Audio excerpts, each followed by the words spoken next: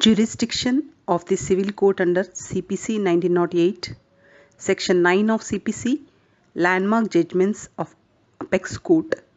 Please do subscribe the channel and click bell icon to get notifications by Drive on Law. Jurisdiction of the Civil Courts under the Code of Civil Procedure 1908. The principle of ubi jus ibi remedium is embodied with Section 9 of the CPC 1908, which means where there is a right, there is a remedy.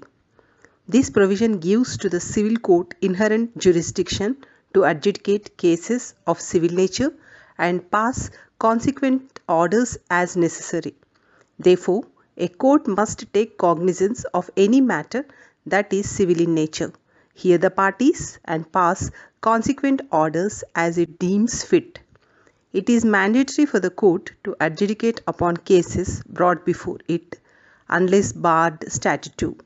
Due to the use of the word under Section 9, the Supreme Court of India, in the case of Pankaj Bhargav versus Mahendranath, held that a court has jurisdiction over a subject matter if it has the authority to hear and decide all such cases in which a controversy regarding that subject matter arises. However, Section 9 of CPC also states that a court cannot exercise jurisdiction over a matter if it is expressly or impliedly barred under statute. There are four aspects of this subject matter: pecuniary jurisdiction, territorial and original and appellate jurisdictions. For example, a civil court cannot take cognizance of a criminal matter, as it is implied under Section 9 of the Code, which gives civil courts to power to adjudicate upon civil matters only. This is an example of jurisdiction over subject matter. On the other hand, an example of an express bar to jurisdiction would be Section 6 of the Code, which clearly states that a civil court is barred from adjudicating upon matters outside its pecuniary jurisdiction. Section 9 of CPC. Section 9 of the CPC deals with the jurisdiction of civil court in India. It declares that the court shall have jurisdiction to try all lawsuits of civil nature, accepting suits of which their cognizance is either expressly or impliedly barred. Means all the civil suits of civil nature is tried by the civil courts unless either expressly or impliedly barred the jurisdiction by any of the statute. Civil court has jurisdiction to decide a suit if two requirements are fulfilled. The suit must be a civil nature, and cognizance of such a suit should not have been expressly or impliedly barred by the statute. What do you mean by the civil nature? Civil nature suit means civil suit is not defined in the CPC or any other act. However, any suit that is not criminal in nature can be termed as a suit of civil nature. Any suit that pertains to determination and implementation of civil rights may be defined as a civil suit. In the case of Kehar Singh Nihal Singh versus Custodian General, the court elaborated the concept of the civil proceedings.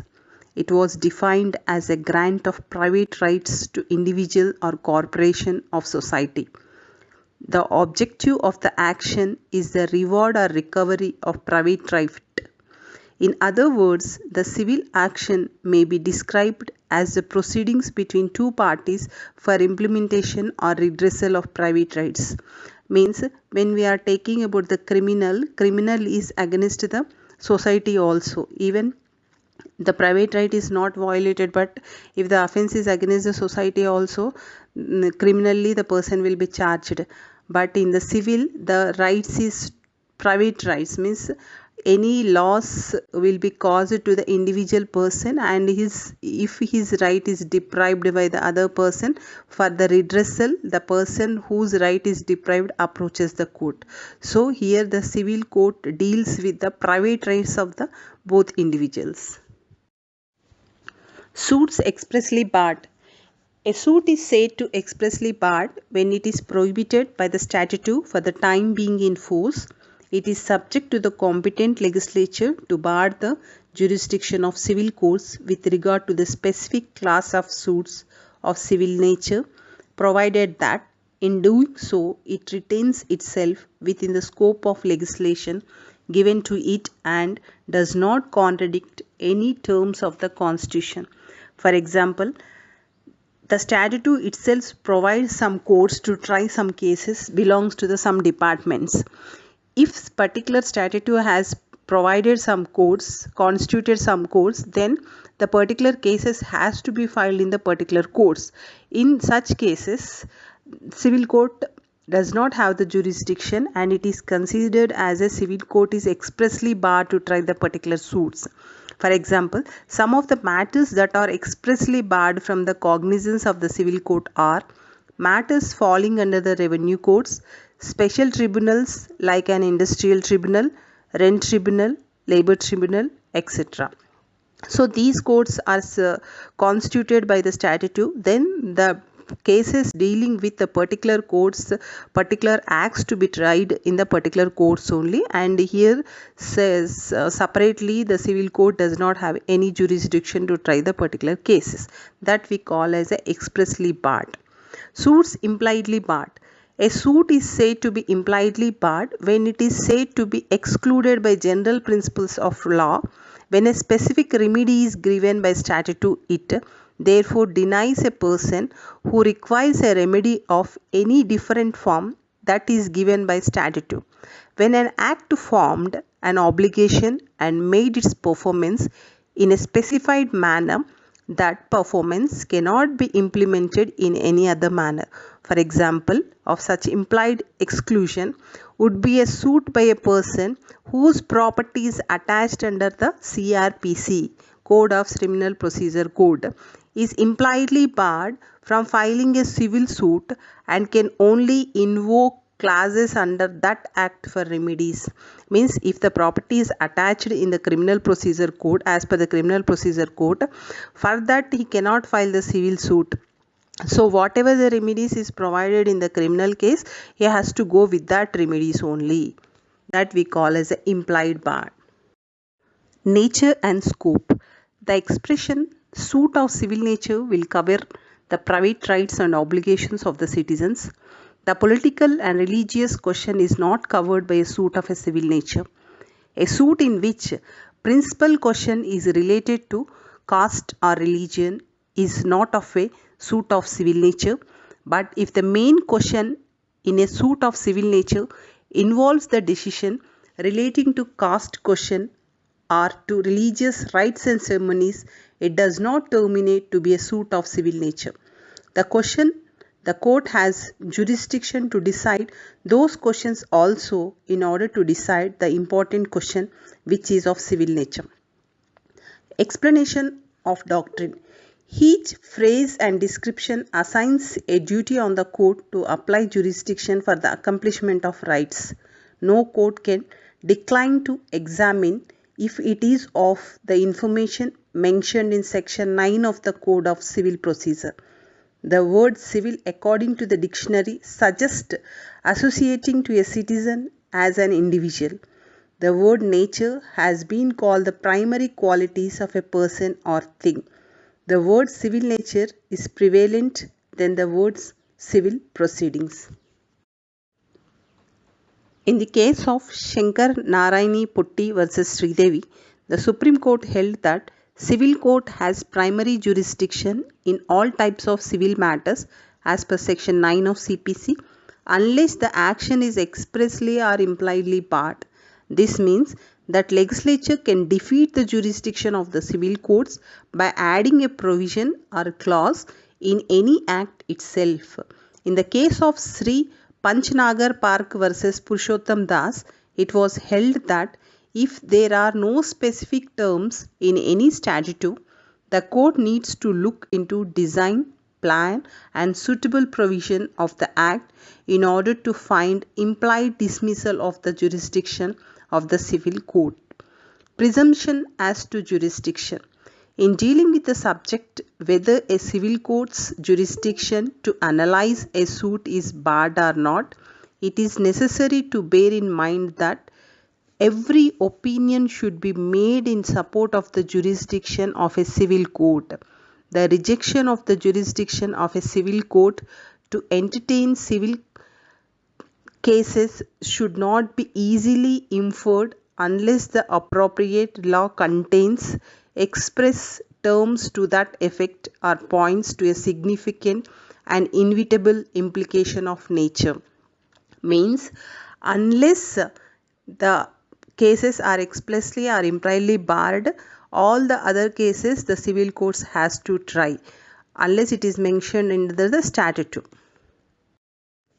Dulabi versus State of MP, Justice Hidayatullah summarized the following principles relating to exclusion of jurisdiction of civil courts. When a statute provides finality to the orders of a particular tribunals, the civil court jurisdiction must be kept to be prohibited. Such a provision does not eliminate those cases where the terms of the Act have not complied with fundamental laws of judicial method. Where there is an express bar of jurisdiction of the court, an examination of a scheme of a particular act to find the adequacy or sufficiency of remedies provided may be important, but this is not crucial for maintaining the jurisdiction of civil court.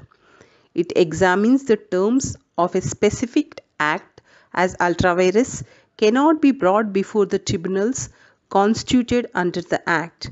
Even the High Court cannot go for revision or reference from the decision of the tribunals. When the terms are already stated, illegal or declared the constitutionality of any terms is to be challenged, then a suit is open. A writ of certiorari may introduce a direction to refund, but it is not necessary remedy to compensate a suit. When a particular act includes no method for a return of tax collected in excess of constitutional goals, a suit lies. Prohibition of the jurisdiction of a civil court is not ready to be inferred unless the condition above set down apply. Premier Automobiles versus KD Wadke, the Supreme Court laid down the following principles as relevant to the jurisdiction of civil courts in association with industrial disputes. If a conflict is not an industrial conflict, nor it does not correlate to the enforcement of any other right under the Industrial Dispute Act, the remedy lies only in civil court. If a conflict is an industrial conflict emerging out of a right or liability under the general or public law, the jurisdiction of the court is an alternative left to the person involved to decide his remedy from the support which is sufficient to be given in a particular remedy. If an industrial dispute relates to the implementation of the right or a duty organized under the Act, then the only remedy available is to get adjudication under the Act. Rajasthan SRTC versus Krishnakant, the Supreme Court summarized the following principles applicable to industrial disputes. When the conflict originates from the common law of contract, a suit registered in civil nature is not maintainable, even though such conflict establish industrial dispute within the definition of 2K of Industrial Dispute Act 1947. When a dispute involves the recognition or enforcement of rights created by an enactment, which is called sister enactment, and do not provide a forum for the resolution of such dispute, the only remedy is to approach the forum created, provided they constitute industrial dispute within 2K of Industrial Dispute Act 1947. It is no right to say that the assistance provided by the Industrial Dispute Act are not equally useful for the ground that entrance to forum depends upon a recommendation being made by the relevant government. The power given is a power to suggest and not the power to decide, though it may be that the government is allowed to examine. It is consistent with the policy of law aforesaid, that is, command to Parliament and state legislature to declare a provision allowing a workman to address the labour court. that is without the need of a recommendation by the government in case of industrial dispute included by section 2A of the Industrial Dispute Act. So if the statute already given the powers to the particular courts has to try the particular cases, and civil court does not have the jurisdiction. If the civil court have the jurisdiction, then the cases will be tried by the civil court. Conclusion: civil court has jurisdiction to investigate whether tribunal and quasi judicial bodies are legal executive acted with their jurisdiction. It can be presumed that Section 9 essentially deals with the issue of civil court's jurisdiction to consider a matter. Civil court has jurisdiction to consider a suit of civil nature except when its notification is expressly barred or barred by the significant suggestions. Civil court has jurisdiction to resolve the problem of its jurisdiction. Please do subscribe the channel and click bell icon to get notifications by Drive on Law. Next video is of jurisdiction, second video. In that we deals about the territorial, pecuniary, subject matter, appellate jurisdiction, concurrent jurisdiction and so forth. Thank you.